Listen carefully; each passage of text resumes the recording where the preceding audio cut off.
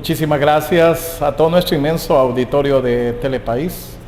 Hoy, en un momento muy especial, hemos tomado a bien a buscar al personaje del día y tenemos a Joaquín Mejía, un gran personaje tanto del Progreso y Oro como también del ámbito nacional e internacional.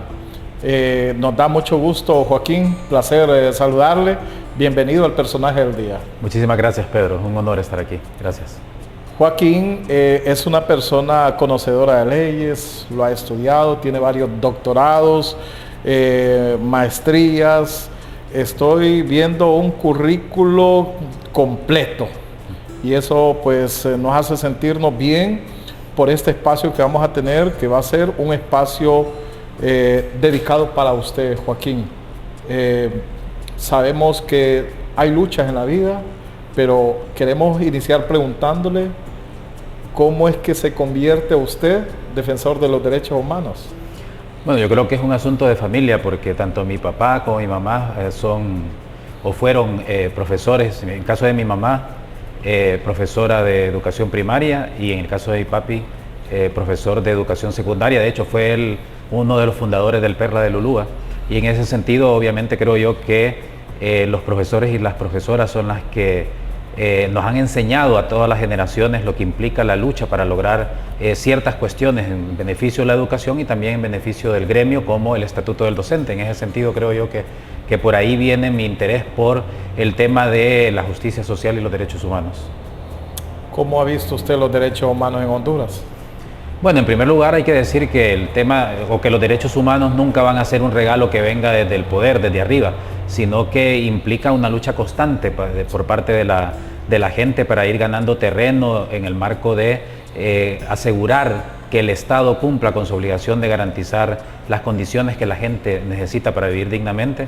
Y de hecho, yo creo que es importante que la gente entienda eso, que derechos humanos no son instituciones, derechos humanos son las condiciones que la gente necesita para vivir dignamente, y eso es salud, educación, libertad de expresión, un derecho a un juicio justo, vivienda digna, un medio ambiente sano, y por tanto todas las personas que luchan por estas condiciones para que la gente viva en condiciones de dignidad es una persona defensora de derechos humanos. Bueno, me ha gustado la introducción precisamente porque vamos a partir de esto y voy a preguntarle su vida estudiantil, ¿dónde la ha hecho Joaquín Mejía?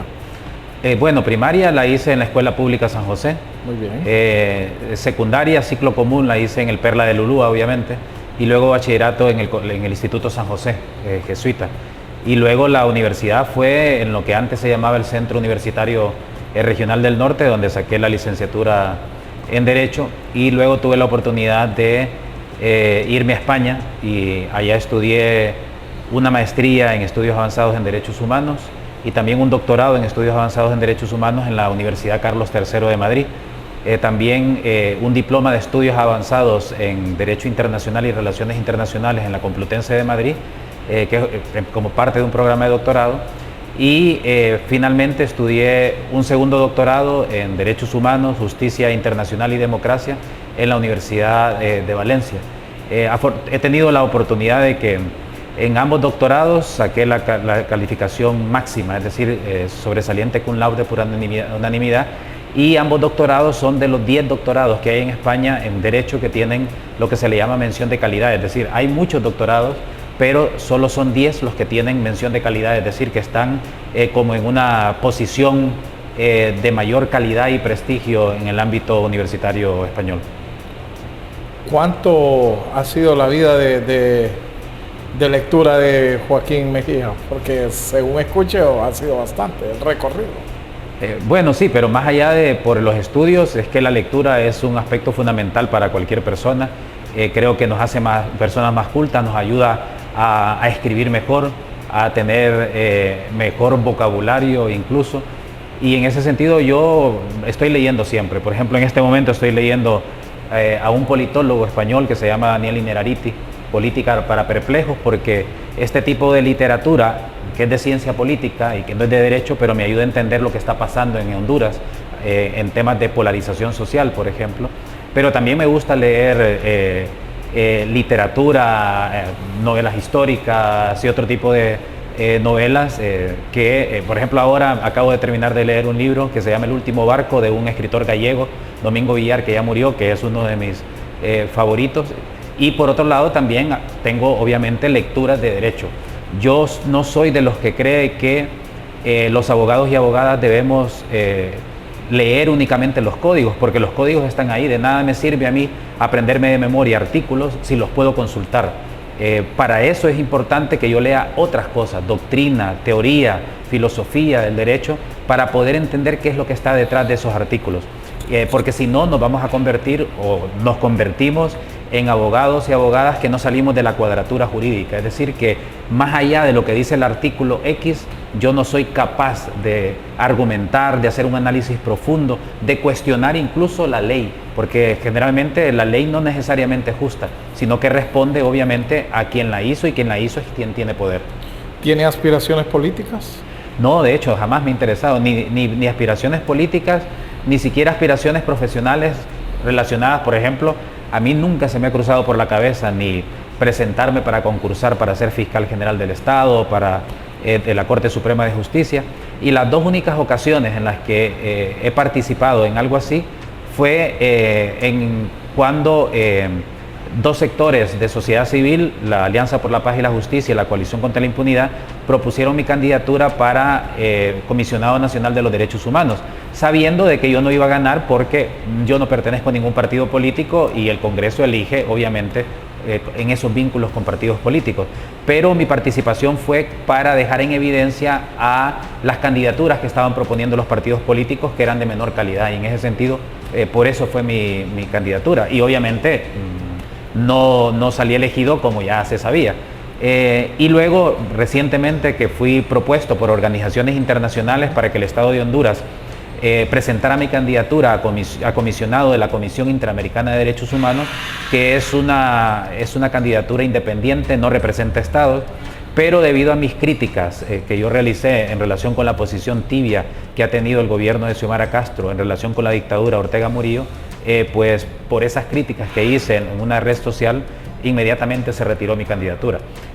Pero a mí no me cambió la vida, y tampoco, digamos que me da un poco igual, porque yo a nivel del sistema interamericano llevo ya más de 22 años litigando casos ante la Comisión y la Corte Interamericana de Derechos Humanos. Investigo, publico libros, publico artículos alrededor de ese tema, que es lo que me apasiona, y doy clases en diversas universidades de Costa Rica, de México, de España, de Perú, de Colombia. He tenido la oportunidad de hacerlo, y en ese sentido, pues la participación política en sentido estricto no es algo que me llame la atención por ahora, y que tampoco, al menos yo no tengo ningún interés. ¿No se sintió mal usted, aunque ya lo dijo, pero quisiéramos volverlo a escuchar? ¿No se sintió mal el que no haya quedado como alguien ya postulado al frente de defensor de los derechos humanos? No, para nada, porque al menos yo soy de los que creo, yo voy a ser honesto, sí. A mí en diferentes gobiernos, estoy hablando desde el gobierno de Pepe Lobo hasta a mí me han ofrecido cargos en ministerios, embajadas, etcétera, y yo no he aceptado. Asesor en diferentes espacios, como parte de las altas autoridades del Estado, y yo no he aceptado en ningún gobierno, porque aunque yo respeto quienes aceptan, y me parece que hay que participar y hay que formar parte del gobierno, pero habemos personas que consideramos que podemos aportar más desde la independencia. En mi caso, yo hago bastantes análisis, escribo, publico libros, doy conferencias, y creo yo que lo que yo diga va a tener más impacto si no solamente soy independiente, sino que también aparento independencia. Y la apariencia de independencia es necesaria, es necesario no estar vinculado a ningún partido político o a ningún gobierno, porque si no, lo que yo diga se va a vincular a que yo pertenezco a X partido o a X gobierno. Aunque obviamente en la sociedad tan polarizada, por ejemplo, yo he hecho análisis sobre la crisis de legalidad de la Junta Directiva del Congreso Nacional, he hecho análisis sobre la elección del fiscal general del Estado, he hecho análisis de varias cosas, y dependiendo de lo que yo diga, aunque es un análisis técnico, pues la gente si les gusta lo que yo les digo y esa gente es en contra del gobierno, entonces dicen que, o sea, que bien, y me aplauden, y el gobierno luego me señala como cachureco. Pero si digo algo que le gusta al gobierno y a otra gente que es oposición no, entonces es que soy pro gobierno y el gobierno me aplaude. Entonces yo ¿Esa parte le incomoda en algún modo? O sea, al principio me incomodaba porque sí, pero no tanto que me etiqueten, sino que la falta de capacidad para poder debatir con argumentos técnicos, simplemente, no, es decir, no poder comprender de que en una democracia es fundamental la deliberación respetuosa entre iguales y que hay que darnos argumentos. Y en mi caso doy argumentos técnicos, y mis argumentos técnicos, equivocados o no, pero no son argumentos políticos disfrazados de técnicos como desafortunadamente pasa. Yo doy una opinión técnica como estudioso del derecho, puedo equivocarme, pero técnicamente, pero no tengo ninguna intencionalidad ni política ni ideológica. Es como lo que hacemos en el ERIC SJ, donde trabajo. Tenemos un sondeo de opinión pública cada año y sabemos cuando miramos los resultados que hay cosas que se dicen en el sondeo que van a incomodar. Totalmente. Pero lo hacemos porque es nuestra obligación y es una posición técnica, punto. Guste a quien le guste. Y pues haciendo la similitud, la analogía, pues eso es lo que yo hago. Pues, o sea, parte de mi trabajo, que es un privilegio, es estar analizando la realidad. Y ese análisis de la realidad lo hago con argumentos técnicos, le guste a quien le guste. Que si estoy equivocado, lo que yo espero es un debate de altura. No ataques personales, no críticas, no etiquetas, sino que si yo digo algo y doy argumentos de por qué lo estoy diciendo, yo espero que quien no esté de acuerdo con lo que yo digo, haga lo mismo, es decir, de argumentos técnicos de altura al mismo nivel en el que yo estoy promoviendo el debate. ¿Su familia qué dice en cuanto a lo que usted hace? Bueno, al principio, sobre todo porque ha habido momentos en el país que ha sido muy peligroso, de hecho, cuando se cometió el fraude electoral, que yo fui una de las voces más críticas, porque tanto el ERIC como Radio Progreso, tanto al padre Melo como a mí, nos dieron la responsabilidad de asumir la representación institucional frente a diferentes medios de comunicación, incluso hice alguna gira por Estados Unidos denunciando lo del fraude electoral, y eso provocó, por ejemplo, que recibiera amenazas. Y esas amenazas se materializaron llegando incluso hasta la casa de mi mamá y mi papá, y tuvimos que desplazarnos, estuvimos desplazados alrededor de un mes por las amenazas. Y todavía hoy yo tengo y mi familia medidas cautelares, medidas de protección de la Comisión Interamericana de Derechos Humanos. Afortunadamente, actualmente, ya no existen esas amenazas. Lo que sí existe son ataques verbales. Pero yo por eso es que digo, cuando esta polarización emocional que hay en el país, hay que verle la parte positiva, porque antes quienes tenían el poder no te atacaban verbalmente, sino que te amenazaban directamente y hacían que tuvieras que desplazarte. Hoy solamente te atacan por las redes sociales, porque han entendido que no pueden utilizar el poder institucional para callar voces críticas. Estamos en estos momentos como personaje del día con Joaquín Mejía, precisamente hablando de su vida, lo que él ha hecho, sus estudios, y después de esta pausa comercial vamos a hablar en torno al tema que él más, maneja muchos, pero creemos que está más empapado, como son los derechos humanos en Honduras. Queremos saber, cuando él anda en otros países más desarrollados que el nuestro, los ejecutores de la justicia, ¿qué es lo que en verdad debería hacer Honduras en comparación a aquellos si le funciona? Nosotros todavía creemos que nos falta. Entonces, de todo esto así lo vamos a manejar, pero sabemos que él es el personaje del día. Hay que darle importancia a lo que él hace, a lo que él maneja, y eso es lo que hoy tenemos en este programa. Ya volvemos.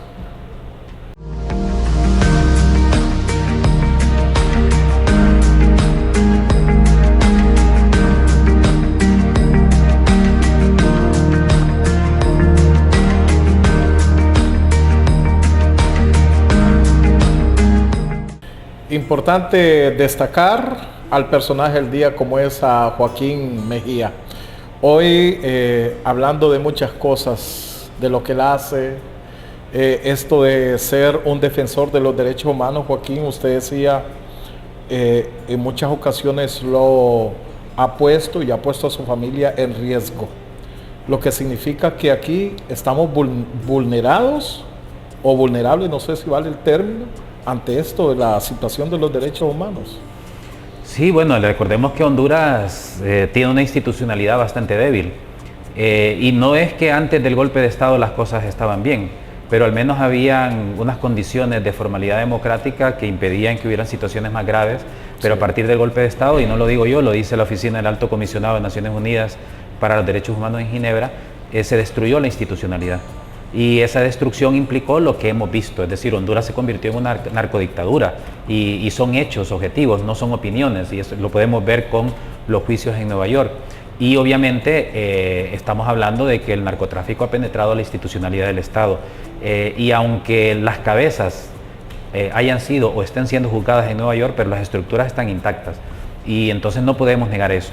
Y por otro lado también, cuando se trata de defensa de la vida, hay que recordar que las amenazas o los ataques no solamente o específicamente tienen que venir del Estado o de las fuerzas de seguridad del Estado, sino que también de otros poderes económicos. Es lo que pasa con las personas periodistas, comunicadoras sociales, es decir, cualquier persona que toma un micrófono, toma una pluma, una grabadora y se pone enfrente de una cámara y dice algo que vaya en contra de los intereses de alguien que tenga poder, ya sea un político, ya sea un empresario, ya sea cualquiera, obviamente eso le va a generar una situación de vulnerabilidad, y por eso es que cuando miramos la situación que hay en el país debemos de verlo en esa integralidad, en el sentido de que los ataques y las amenazas vienen desde el poder, y el poder puede ser político, puede ser económico, unos poderes fácticos que están escondidos por ahí, pero que siempre están atentos para no permitir que hayan voces críticas, y particularmente cuando se tocan los intereses de estos poderes. Viendo algunos grupos étnicos que todavía están sobreviviendo, que reclaman que no se haga esto, que no se les viole sus derechos, que los busquen, los integren. En esa parte, ¿cómo estamos, Joaquín? Bueno, es que yo creo que a Honduras le pasa algo que Bartolomé Ruiz señala, que se llama el cinismo estructural. Porque por un lado, Honduras tiene buenas leyes, ratifica tratados internacionales de derechos humanos, incluso hay un discurso favorable a los derechos, pero luego hay una práctica que niega todo eso. Entonces estamos en medio de ese cinismo estructural, con un discurso favorable a los derechos y una práctica que los niega. En el caso de los pueblos originarios en Honduras, Honduras ratificó en los años 90 el convenio 169 de la Organización Internacional del Trabajo sobre los derechos de los pueblos indígenas y tribales en países independientes, que garantiza, entre otras cosas, el derecho a ser consultados cuando se van a desarrollar proyectos de cualquier tipo en sus territorios.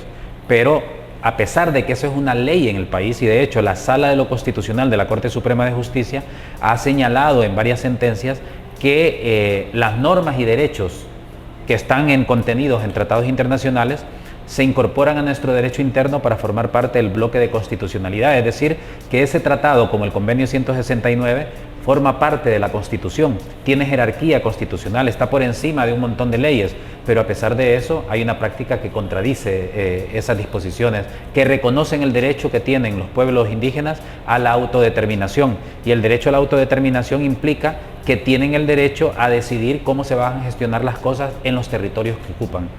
Pero vemos que, por ejemplo, el Ministerio Público, cuando un grupo indígena protesta porque no se les ha consultado por parte de una municipalidad que ha otorgado una licencia a una empresa para que saque madera de su territorio, los acusan por oponerse a proyectos de desarrollo. Y luego toda la criminalización que hay, por ejemplo, a las comunidades que defienden los ríos. El caso de Guapinol es un ejemplo claro, el caso de Berta Cáceres, Margarita Murillo, Blanca Yanet Caguas, etc.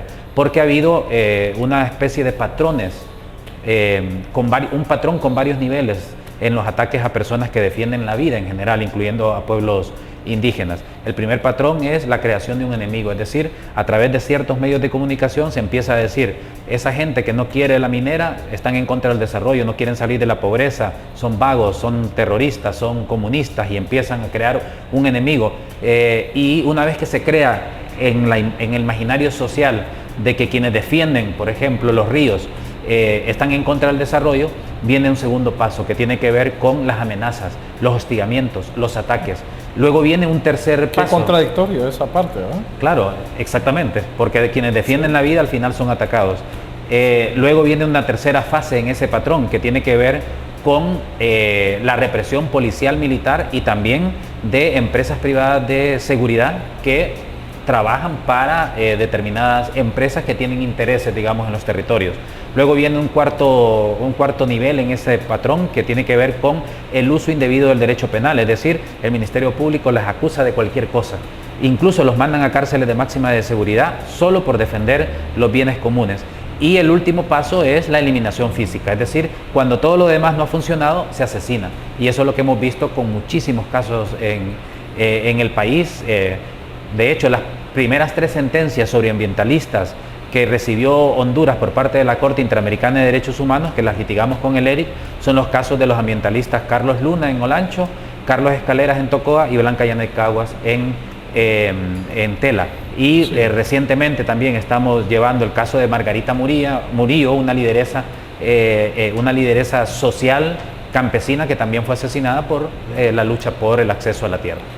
Cuando usted está en estos países desarrollados donde se aplica o donde se ejecuta mejor la justicia, digo mejor porque así percibimos, ¿qué se le cruza por la mente cuando usted está en el lugar, en un país a los que ha viajado y sabe que ahí en verdad se respetan las leyes?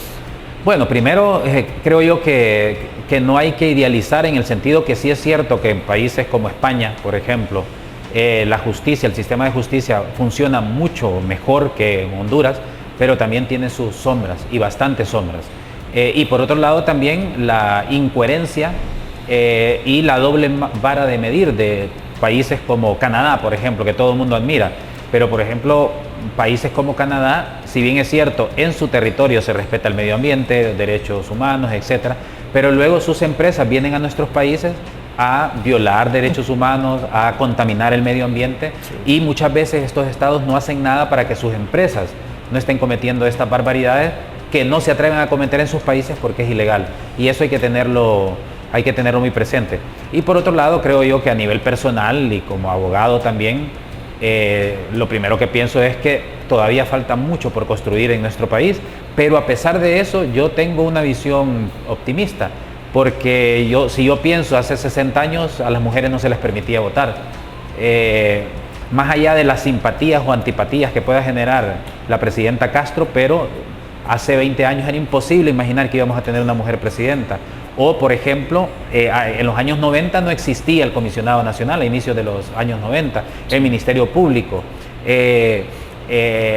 A finales de los 90 no existía un proceso de selección un poco más transparente de la Corte Suprema de Justicia. Es decir, hay cosas que han mejorado, que se tienen que mejorar mucho más. Hay que evitar que cierta clase política también haga que se hagan reformas, pero luego capturan a la institucionalidad que se ha creado con esas reformas, y eso obviamente nos toca a la sociedad hondureña, que tenemos que estar de manera permanente exigiendo, porque no podemos cometer el error de creer que participar implica ir a votar cada 4 años y luego olvidarnos de todo. Participar es realizar un ejercicio político día a día para que la institucionalidad funcione. ¿Estamos avanzando, cree usted? Sí, yo creo que sí. O sea, y no hablo únicamente en términos de gobierno, sí, sino que yo creo que como sociedad, como país, hemos ido avanzando poco a poco. Es decir, ponía el ejemplo de que hace 60 años las mujeres no votaban, sí, o poco más. El reconocimiento que hay ahora a los pueblos indígenas, al pueblo garífuna. E insisto, no estoy hablando de un gobierno, estoy hablando de un proceso como sociedad. Tenemos una institucionalidad que está ahí y que necesitamos fortalecerla, porque obviamente está debilitada, ha sido politizada, pero tenemos unas estructuras sobre las cuales es necesario trabajar y seguir avanzando. Y uno puede decirlo también, yo recuerdo que mi papá fue un dirigente magisterial, igual que mi mamá. En los años 80 era crítico tener una opinión crítica. Ahora uno puede decir lo que le da la gana en las redes sociales, y sí, lo más que va a lograr es que lo insulten, o que le digan mostacero, o que le digan pro gobierno, lo que sea. Pero creo yo que sí ha avanzado un poquito. Falta muchísimo como sociedad, pero creo yo que hay que hay que poner el ojo en eso para seguir trabajando en construir un país donde simplemente se cumpla dos cosas que dice la Constitución. Artículo 59, que el fin supremo de la sociedad y el Estado es la persona humana. Y artículo 1, que dice que el Estado se ha constituido para garantizar el bienestar económico, social, cultural y la justicia social de toda la población. ¿Qué deben hacer, ya casi cerrando, qué deben hacer los gobiernos, tanto el que tenemos como los que vienen, para fortalecer la parte de los derechos humanos, Joaquín? Bueno, lo que se requiere es voluntad política, sinceramente. Y por ejemplo, yo creo que insisto, como en lo que empezamos al principio, valga la redundancia, que los derechos humanos no son un regalo del poder, no es un regalo del cielo. La primera declaración, que fue en 1789, de la Declaración Francesa de los Derechos Humanos, fue producto de una lucha social. Los derechos laborales han sido producto de una lucha social. Los derechos políticos, la huelga del 54, que este año cumplimos ya ¿cuántos años? Ya no recuerdo, 60 y algo. O sea, tenemos un código laboral bastante troceado y golpeado, pero gracias a esa lucha que hicieron esas personas con la huelga del 54. La que no se ha privatizado el agua fue una gran lucha que se organizó aquí en Progreso y que alcanzó a nivel nacional. Entonces, todo lo que tiene que ver con derechos y libertades es producto de las luchas sociales. Y yo creo que eso lo debemos tener claro por una simple razón. Recordemos lo que dice el artículo 2 constitucional, que la soberanía reside en el pueblo, es decir, el poder reside en el pueblo y de él emanan todos los poderes del Estado.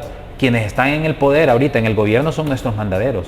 Y en ese sentido creo que debemos de empoderarnos y superar una doble condición que se puede señalar sobre la población hondureña. Uno, que es una población materialmente pobre, porque estamos hablando de que hay elevados niveles de pobreza en el país, y también legalmente pobres, porque cuando nos llevan las bolsas solidarias decimos, ay, qué bueno ese alcalde, ese presidente o presidenta o ese diputado. Y además es grave que se le llame incluso bolsas solidarias, como si no fuera una obligación del Estado garantizar vida digna para la gente. Hay que vernos como sujetos de derechos, como titulares de derechos, y hay que ver al Estado como alguien que está obligado a garantizar la dignidad de las personas, no a ser solidario, porque la solidaridad es cuando no hay obligación de hacer algo. Joaquín, ¿qué palabras, qué mensaje para la nación? Estamos hoy, pues, como invitado lo tenemos como personaje del día. Un mensaje para toda esa audiencia que nos está viendo. Bueno, yo diría dos cosas. Uno, que creo yo que no debemos de caer en la trampa de la polarización en la que nos han metido diferentes sectores, sino que hay que aprender, no hay que ver las cosas en blanco y negro. Todo tiene sus matices y hay que aprender a reconocer lo bueno, pero también a señalar lo malo. Y en segundo lugar, creo yo que es importante también que enriquezcamos el debate, es decir, que no caigamos también en las trampas de las redes sociales, donde yo soy libre detrás de una computadora o de un teléfono de decir lo que sea. Creo yo que es importante el debate de altura. De hecho, uno de los elementos fundamentales para evitar una democracia de odio, como dice Daniel Innerarity, es que tengamos un compromiso cívico, es decir, que entendamos que el ideal de la democracia es que exista un debate respetuoso entre iguales, y eso implica que yo tengo que aprender a escuchar aunque la otra persona esté en contra de lo que yo digo, pero que lo que argumentemos sea en base a eso, argumentos de peso. No, obviamente, si Pedro y yo estamos debatiendo de algo y yo no estoy de acuerdo, yo no lo voy a atacar a Pedro como persona, tengo que atacar su mensaje, pero ese ataque que debo de hacer, entre comillas, es con argumentos técnicos, porque así es que vamos a ir avanzando y evitar esa trampa en la que nos han metido muchos sectores, sobre todo la clase política del país, en el sentido de decir que o se es de un lado o se es de otro, o que todo está mal o que todo está bien. Hay que aprender a ver esos matices. Muchísimas gracias. Hoy nuestro invitado de lujo, Joaquín Mejía. Importante la reflexión que nos ha destacado, y gracias por aceptar esta invitación y destacarla a través de Telepaís. Muchas gracias. Que la pasen bien.